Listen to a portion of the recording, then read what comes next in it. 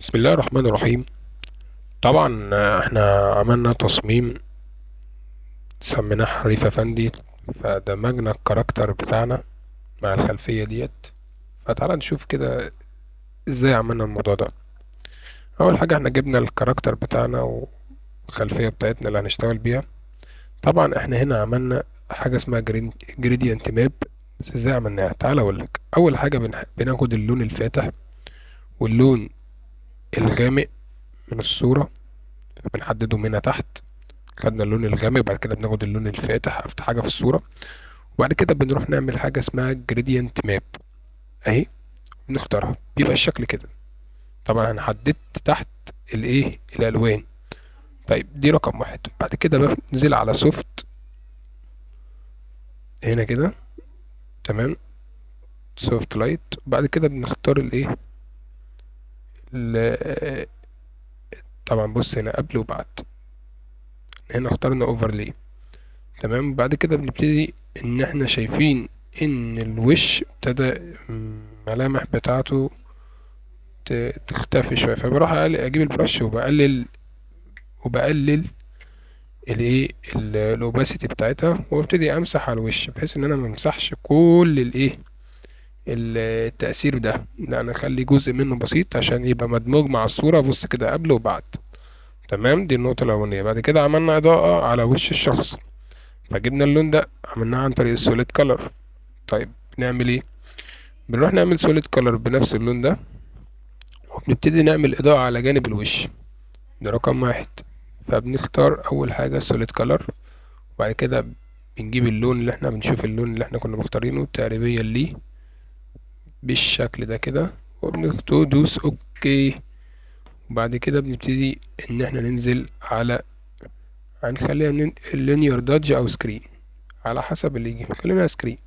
وبعد كده بنبتدي ان احنا نروح تك الت، ونبتدي نخلي المؤشرين دولت بعاد عن بعض. وبرضو ايه يعني، بص كل ما بتبعد كل ما ايه التأثير، حتة الفتحة بيبقى عليها التأثير أكتر، وحتة الجامعة التأثير بيبعد عنها بحيث إنها تبان واقعية. بص كده، مش على الصورة كلها، لا، هي على المناطق اللي ايه الفتحة بس، والمناطق الجامعة لا. بص هما هنا الاتنين اندمجوا مع بعض، فابتدي اتك الت وافصلهم عن بعض، وابتدي ان انا ايه اوسع ما بينهم. طيب دي رقم واحد. بعد كده بروح اعمل حاجة اسمها اتك كنترول اي عشان اعمل ايه عكس الماسك. ببتدي ان انا اجيب البرش عادي، وابتدي ان انا اول حاجة ابتدي على المناطق اللي هي الحواف ديت، وابتدي اتك عليها واضغط عليها كده بحيث ان ايه كده قبل وكده بعد عشان تبقى منورة شوية، تديني ايه تديني نور كده للايه للشخص من الجوانب كده، بحيث ان الاضاءة تكون جاية عليه فعلا. طيب دي النقطة. بص كده قبل كده ايه بعد.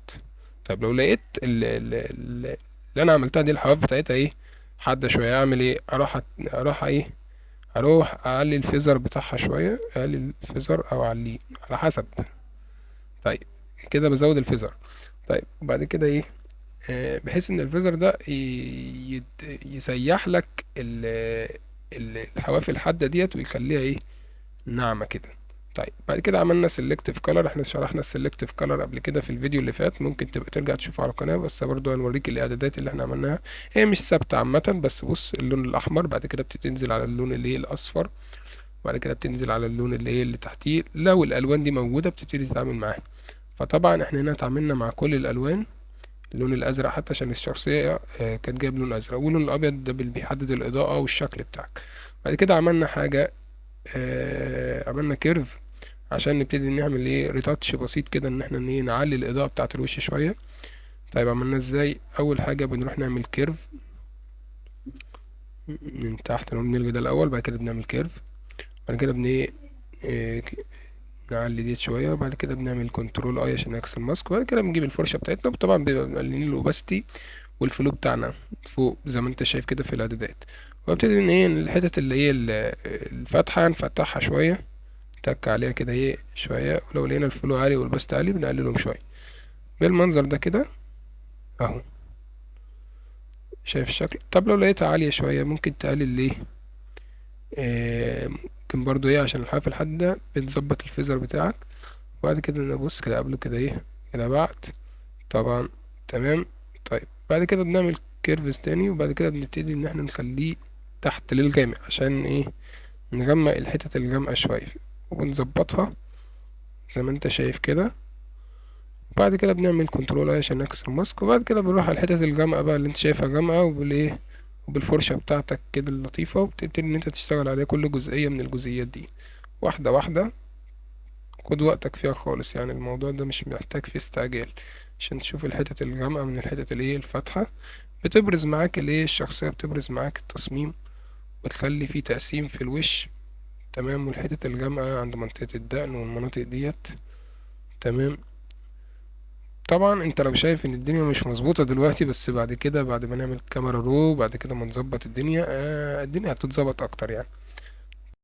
بعد كده بنظبط بقى ليه، بنظبط الفيزر بتاعنا واحدة واحدة. وبعد كده برضو ايه، نشوف قبل وبعد. تقلل الاوباستي برضو لو لقيت الدنيا مش ظابطة احسن حاجة، يعني بتقلل الاوباستي عشان برضو ايه متبقاش الدنيا غامقة شوية. طيب بعد كده بنروح نبص على الإضاءة ديت احنا عملناها ازاي.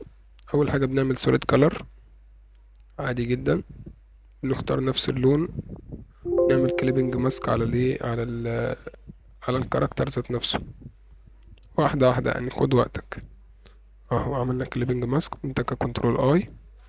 بعد كده بنبتدي نعمل اه نخلي المود بتاعها سكرين. بعد كده بنبتدي ان احنا ايه نبعد المؤشرين دولت عن بعض عشان نخلي بس التأثير على الايه على الجزء الفاتح، ونبعد عن الجزء الغامق. تمام. واحدة واحدة، خليه خفيف على الجزء الغامق. كده نخليها لينير داتش. بعد كده بنتكها كنترول اي عشان نكسر الماسك. وبعد كده بنبتدي ان احنا ايه نعمل الإضاءة بتاعتنا واحدة واحدة، نرسمها واحدة واحدة، ونحاول نخفف ايدينا شوية. لو الفرشة تقيلة معانا بنقلل الاوباستي او الفلو بتاعها واحدة واحدة كده بالشكل ده. طبعا لو اللون محمر شوية واللون غامق شوية فاحنا هنظبطه بعد كده. طبعا معانا يعني تظبيطات لسه في الكاميرا رو. تمام بالشكل ده كده.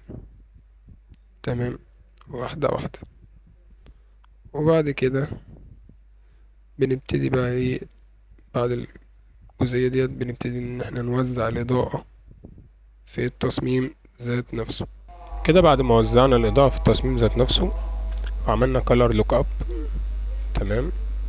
بنخلي الكالر لوك اب هو اول حاجه فوق. بعد كده بنروح على بريسيت جاهزه فين، في فوتوشوب من الداخل، وعجبتنا البريسيت دي بنختارها ونبتدي نحط الايه التكست بتاعنا. وبعد كده بنبتدي نحط الايه تكست تحت، نسميه حريفه فندي. وبس كده. سلام.